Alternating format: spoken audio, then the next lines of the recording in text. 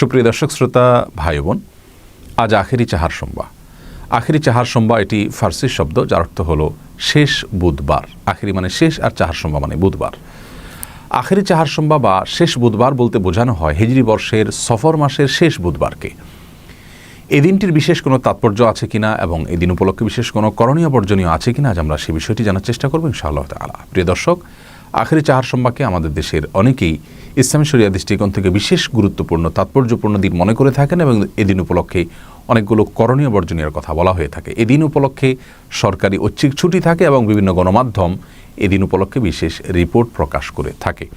মূলত আখেরি চাহার সোমবার বা সফর মাসের শেষ বুধবারকে যে কারণে তাৎপর্যপূর্ণ দিন মনে করেন অনেকে, সেটি হলো যে আমরা সকলে জানি এবং সর্বজন স্বীকৃত বিদিত যে আমাদের প্রিয় নবী সাল্লাল্লাহু আলাইহি সাল্লাম মৃত্যুবরণ করার আগে বেশ কিছুদিন থেকে অসুস্থ ছিলেন। আর সেই অসুস্থতা থেকে তিনি সফর মাসের শেষের দিকে এসে একদিন কিছুটা আরোগ্য লাভ করেছিলেন। এরপরে আবার তিনি অসুস্থ হয়ে যান, যার পর আর তিনি সুস্থতা লাভ করেননি। এরপর তিনি মৃত্যুবরণ করেছেন। তাহলে সফর মাসের শেষের দিকে তিনি সুস্থতা লাভ করেছেন একদিন এসে, সে বিষয়ে কারোর কোনো দ্বিমত নাই এবং বিষয়টি সুবিদিত এবং সুপ্রমাণিত। সেই দিন, যে দিনে তিনি সুস্থতা লাভ করেছিলেন, সেটি কোন দিন ছিল সে বিষয়ে অনেকে দাবি করে থাকেন সেটি বুধবার ছিল এবং সেজন্য এদিন উপলক্ষে আমাদের আনন্দ প্রকাশ করা উচিত, বিশেষ নামাজ পড়া উচিত, সদকা করা উচিত বা ভালো কাজ করা উচিত, যেমনটি সাহাবায়ে কেরাম করেছেন বলে তারা দাবি করে থাকেন। মূলত প্রিয় নবী সাল্লাল্লাহু আলাইহি সাল্লাম সফর মাসের শেষের দিকে এসে সুস্থতা লাভ করেছেন, এটি সত্য হলেও সে দিনটি কি বার ছিল এরকম কোনো সুনির্দিষ্ট বারের কথা রাসূল করিম সাল্লাল্লাহু আলাইহি সাল্লাম থেকে বর্ণিত বা সাহাবায়ে কেরাম থেকে বর্ণিত কোনো হাদিস থেকে আমরা জানতে পারি না। অর্থাৎ বুধবারের এই দিনটিতেই তিনি সুস্থতা লাভ করেছেন, এই বিষয়টি সম্পূর্ণ ভিত্তিহীন এবং মন গড়া এবং অপ্রমাণিত একটি বিষয়। বরং হাফেজ ইবনে হাজার আসকালানী রাহিমাহুল্লাহ এবং হাফেজ ইবনে কাসির রাহিমাহুল্লাহ ইসলামের ইতিহাসে দুজন পণ্ডিত পুরুষ, একজন হাদিস শাস্ত্রের মহাপণ্ডিত আর একজন তাফসীর শাস্ত্রের মহাপণ্ডিত, তারা উভয় যথাক্রমে ফাথুল বারি এবং আল বিদায়া ওয়ান নিহায়া নামক গ্রন্থে উল্লেখ করেছেন যে নবী সাল্লাল্লাহু আলাইহি সাল্লামের সফরের শেষের দিকে এসে সুস্থতা লাভ করার সেই দিনটি ছিল বৃহস্পতিবার। তাহলে বুধবার তিনি আরোগ্য লাভ করেছেন এরকম কোনো বর্ণনা, গ্রহণযোগ্য কোনো বর্ণনা পাওয়া যায় না। এটা হলো প্রথম কথা। দ্বিতীয় কথা হলো যে নবী সাল্লাল্লাহু আলাইহি সাল্লামের আরোগ্য লাভের দিনটিকে সাহাবায়ে কেরাম বিশেষভাবে উদযাপন করেছেন, এই বিষয়টি সম্পূর্ণ অসত্য। এ বিষয়ে রাসূল আকরাম সাল্লাল্লাহু আলাইহি সাল্লাম থেকে বা হাদিস গ্রন্থগুলোতে কোনো প্রকার বিশুদ্ধ বর্ণনা পাওয়া যায় না। এর পাশাপাশি এই দিনটিকে কেন্দ্র করে একজন মুসলিম হিসাবে আমাদের বিশেষ কোনো আনন্দ উদযাপন করতে হবে, আমাদের বিশেষ কোনো আমল করতে হবে, এগুলো কোনো গ্রহণযোগ্য ভিত্তি দ্বারা প্রমাণিত নয়। এ সম্পর্কে তাযকিরাতুল আওরাদ নামক একটি কিতাব এবং আমাদের দেশের মকসুদুল মুমিনিন, বারোচান্দের খুতবা বা এই জাতীয় যে সমস্ত বইগুলো অথেন্টিক নয়, সে সমস্ত বই পুস্তকে কোনো প্রকার গ্রহণযোগ্য তথ্য ছাড়াই এ ধরনের অনেক আমলের কথা বলা হয়েছে। তার মধ্যে থেকে একটি আমল হলো যে আখেরি চাহার সোমবার বা সফর মাসের শেষ বুধবার সকালে সূর্য উদয়ের কিছুক্ষণ পর 2 রাকাত নামাজ পড়ার নির্দেশ করা হয়েছে এবং সেই নামাজের প্রথম রাকাতে সূরা ইখলাস 11 বার, দ্বিতীয় রাকাতে সূরা ইখলাস 11 বার এবং নামাজ শেষে 70 বার বিশেষ দুরূদ এবং দোয়া পাঠ করার কথা বলা হয়েছে। এরকম একটি বর্ণনা পেশ করা হয়েছে সে বইয়ে তাযকিরাতুল আওরাদে। এই বর্ণনা সম্পর্কে পাক ভারত মহাদেশের অনেক বড় একজন পণ্ডিত আলেম শেখ আব্দুল হাই আল লাখনবী রাহিমাহুল্লাহ, তিনি তার প্রখ্যাত গ্রন্থ আল আসারুল মারফুআ ফিল আখবারিল মাওদুআ নামক কিতাবে সেটিকে জাল এবং ভিত্তিহীন প্রমাণ করেছেন। এরকম আরও অনেকগুলো আমলের কথা আমরা আখেরি চাহার সোমবার উপলক্ষে শুনে থাকি, ইউটিউবে দেখা যায় এবং বিভিন্ন বক্তারা বলে থাকেন। মূলত এগুলোর কোনো গ্রহণযোগ্য ভিত্তি রাসূল করিম সাল্লাল্লাহু আলাইহি সাল্লামের কোনো হাদিস থেকে পাওয়া যায় না। তৃতীয় কথা হলো যে প্রিয় নবী সাল্লাল্লাহু আলাইহি সাল্লামের জীবনে বেশ অনেকবার বিপদ মুক্তির ঘটনা ঘটেছে। কাফেরদের কবল থেকে আল্লাহ রাব্বুল আলামিন তাকে মুক্তি দান করেছেন। তিনি হিজরতের সময় গুহায় আশ্রয় নিয়েছেন, সেখান থেকে আল্লাহ রাব্বুল আলামিন তাকে মুক্তি দান করেছেন। বিভিন্ন যুদ্ধে বিপদের সম্মুখীন হয়েছেন, সেখান থেকে আল্লাহ রাব্বুল আলামিন তাকে নাজাত দান করেছেন। মক্কার কাফেরদের থেকে তাকে নিষ্কৃতি দিয়েছেন। অর্থাৎ তার জীবনে বিপদ মুক্তির অনেকগুলো ঘটনা ঘটেছে। সেই ঘটনাগুলোকে স্মরণীয় করে রাখতে গিয়ে বা সেই ঘটনাগুলোকে বিশেষ দিবস হিসাবে ধার্য করে সেই দিনকে পরবর্তী বছরগুলোকে তিনি অথবা তার কোনো সাহাবী অথবা কোনো তাবী পরবর্তীতে উদযাপন করেছেন, এরকম কোনো বর্ণনা কোরআন হাদিসের কোথাও পাওয়া যায় না। তাহলে প্রিয় নবী সাল্লাল্লাহু আলাইহি সাল্লামের আরোগ্য লাভের দিনটিকে বিশেষভাবে উদযাপন করতে হবে।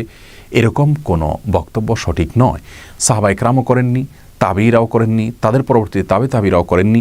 সুতরাং প্রথম কথা হলো যে সফর মাসের শেষ বুধবারে তিনি আরোগ্য লাভ করেছেন, সেটি প্রমাণিত নয়।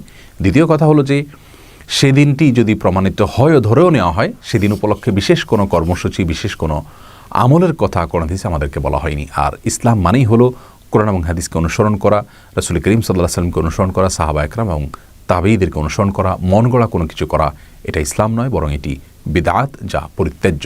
আল্লাহ রাব্বুল আলামিন আমাদের সকলকে এই সব ধরনের বিদআত থেকে বেঁচে থাকার তৌফিক দান করুন। আখেরি চাহারশম্বা এই সফর মাসের শেষ বুধবার আমার নবীকে এক ইহুদি কি করেছে? তাবিজ করেছে, জাদু করেছে। নবীকে জাদু করেছে। নবী অসুস্থ হয়ে পড়লেন, খুব অসুস্থ। কি করছে? একটা মোম দিয়ে পুতুল বানিয়ে এটার মধ্যে 11টা সুই দিয়ে নবীকে জাদুটোনা করে একটা পানির পোয়ারার পাথরের নিচে সেটা রেখে দিয়েছে। আমার নবী অত্যন্ত অসুস্থ, বিছানা থেকে উঠতে পারতেছিলেন না। তখন আল্লাহ পাক রব্বুল আলামিন জিবরাইল আমিনের মাধ্যমে ওহী নাযিল করে পাঠিয়ে দিলেন, ইয়া রাসূলুল্লাহ, আপনাকে অমুক ব্যক্তি জাদু করেছে। তখন 2টা সূরা আল্লাহ নাযিল করেছেন, সূরা ফালাক এবং সূরা নাস। বলেন কোন সূরা? সূরা ফালাক এবং সূরা নাস। ওই লাবিদ ইবনে আসেম যে ইহুদিটা, সে 11টা সুই দিয়ে সেই জাদুটা করেছে। দেখেন, এই জামানায় শুধু জাদু টোনা না, ওই জামানায়ও ছিল। তখন আল্লাহর নবীকে এই 2টা সূরা নাজিল করেছেন এবং এই 2টা সূরার আয়াত সংখ্যাও 11টা। কয়টা? 11টা। নবীকে জানিয়ে দিলেন, ইয়া রাসূলুল্লাহ, অমুক জায়গায় এই পুতুলটা আছে, সেটার মধ্যে এই বানগুলো আছে, সুইগুলো আছে, আপনি এই আয়াতগুলো এক একটা তেলাওয়াত করবেন। নবী যখন এক একটা আয়াত সূরা ফালাক এবং নাসের তেলাওয়াত করতে লাগলেন, সাথে সাথে ওখান থেকে এক একটা সুই ছড়ে গেল, বাত ছড়ে গেল। আমার নবী এই সফর মাসের শেষ বুধবার নবী সুস্থ হয়ে গেলেন। বলেন সুবহানাল্লাহ। আমার নবী যখন সুস্থ হলেন, একেবারে সকালবেলা আমার নবী আম্মা জান আয়েশা সিদ্দিকাকে বলছেন, আয়েশা, ও আয়েশা, আমার উম্মতেরা কি করছে? কই, ইয়া রাসূলুল্লাহ, তারা নামাজ আদায় করছে। কয়, একটু পর্দাটা সরায় দাও না, আমি একটু দেখি আমার উম্মতেরা কেমন করে নামাজ পড়ছে। আমার নবী কিতাব সাক্ষী দিচ্ছেন, পর্দাটা সরানোর সাথে সাথে গোটা মসজিদে নববীতে নবীর নূরে আলোকিত হয়ে গেছে। সাহাবায়ে কেরাম বুঝে গেলেন, আমার নবী মনে হয় মসজিদের দিকে আসছেন, নামাজ পড়াচ্ছেন। সিদ্দিক আকবর ইমাম ইক্তেদা করছেন সমস্ত সাহাবায়ে কেরাম। কোন সাহাবায়ে কেরাম? যে সাহাবায়ে কেরাম নামাজের মধ্যে দাঁড়ালে পৃথিবীর কোনো কিছু তাদের কোনো স্মরণে থাকতো না। তারা বুঝে গেলেন আমার নবী আসতেছেন। সিদ্দিক আকবর সাথে সাথে নামাজ ছেড়ে দিলেন। সুবহানাল্লাহ বলেন না? আচ্ছা বলেন তো, আমরা নামাজ পড়ি কার জন্য? বলেন, নামাজ পড়ি কার জন্য? সিদ্দিক আকবর নামাজ ছেড়ে দিলেন, সব সাহাবীরা নামাজ ছেড়ে দিলেন। সবাই দেখেন আমার নবী তাকিয়ে আছেন, সব সাহাবীরা আমার নবীর কাছে চলে গেলেন। ইয়া রাসূলুল্লাহ, আপনি সুস্থ হয়েছেন? নবী, আপনার কাছে একটু ভালো লাগতেছে? হ্যাঁ আবু বকর, আমার কাছে ভালো লাগতেছে, একটু সুস্থতা অনুভব করছি। নবীজি, চলেন না, আপনি নামাজ আদায় করাবেন। ইয়া রাসূলুল্লাহ, আজকে কতদিন হয়ে গেল আপনার পিছনে আমরা নামাজ পড়তে পারি না। ইয়া রাসূলুল্লাহ, আপনার কণ্ঠে কোরআন তেলাওয়াত শুনি না। নবী, চলেন, আপনি ইমামতি করবেন। আমার নবী বলছেন, আবু বকর, নামাজ ছেড়েছো কেন? যাও, আমি একটু সুস্থতা অনুভব করছি, পরের ওয়াক্ত থেকে আমি মসজিদে আসবো, বাকি নামাজটা শেষ করো। বুঝবেন, ফজরের নামাজ 2 রাকাত। কয় রাকাত? আচ্ছা, নামাজের মধ্যে আপনাদের খতিব সাহেব হুজুর মনে করেন ইমাম সাহেব হুজুর নামাজ পড়াচ্ছেন, এমন সময় ইমাম সাহেব টের পাইলো খতিব সাহেব হুজুর আসছেন। এবার উনি যদি নামাজ ছেড়ে দেয়, হুজুর কেমন আছেন? হুজুর স্যার নামাজ পড়ান কেন? আপনি পড়ান। এবার উনি আয়েশা মাঝখানে আবার বাকি নামাজ পড়ান, নামাজ কি আসরা গেছে? খতিব সাহেব হুজুর নয়, পিসা হুজুর নয়, পৃথিবীর সবচেয়ে বড় আলেমও যদি আসে, নামাজের মধ্যে তারে সালাম দেওয়া যাবে? তার সাথে কথা বলা যাবে? কোন ফোন, কারো যদি ফোন আসে, আপনার পিসা হুজুর মুর্শিদ কেবলা ফোন দিয়েছে, আপনি নামাজের ইমামতি করছেন, তার ফোন ধরা যাবে? নামাজ শেষ হয়ে যাবে, এটা আমলে কাসির, বাতিল হয়ে যাবে। কিন্তু সাহাবায়ে কেরাম নামাজের মাঝখানে নামাজ ছেড়ে দিয়েছেন, গিয়ে নবীর সাথে কথা বলেছেন। নবী বলেন নাই যে যাইয়া আবার প্রথম থেকে নামাজ পড়ো। নবী বলছেন, যেখানে শেষ করেছো সেখান থেকে নামাজ আবার শুরু করো। কারণ নবীর সাথে কথা বললে নামাজ ভাঙ্গে না, নবীর সাথে সমস্ত কিছু, সবকিছু ইবাদতেরই শামিল। বলেন সুবহানাল্লাহ। সিদ্দিক আকবর বাকি নামাজ শেষ করলেন এবং এত খুশি হয়েছেন। হযরত আবু বকর সিদ্দিক 5000, হযরত ওমর 7000, হযরত ওসমান 10000, হযরত মাওলা আলী 3000, আর হযরত আব্দুর রহমান ইবনে আউফ রাদিয়াল্লাহু তাআলা তিনি 100টি উট আল্লাহর রাস্তায় সেদিন কুরবানি করে দিয়েছেন। বলেন। এবার দেখেন দলিল, নবী মাত্র সুস্থ হয়েছেন, এতেই তিনারা এত খুশি, আল্লাহর রাস্তায় দান করেছেন, খুশি উদযাপন করেছেন। বলে সেদিন ঈদের আমেজ বয়ে গেল। নবী কোনো সাহাবীদেরকে বলে নাই তোমরা খুশি উদযাপন করো এবং আল্লাহর রাস্তায় দান করো। কোনো সাহাবীকে বলছেন? তাহলে সাহাবীরা এটা কেন করলেন? এটা কেন করলেন? ও সাহাবী, আপনাদেরকে তো নবী আদেশ করে নাই, কেন করলেন?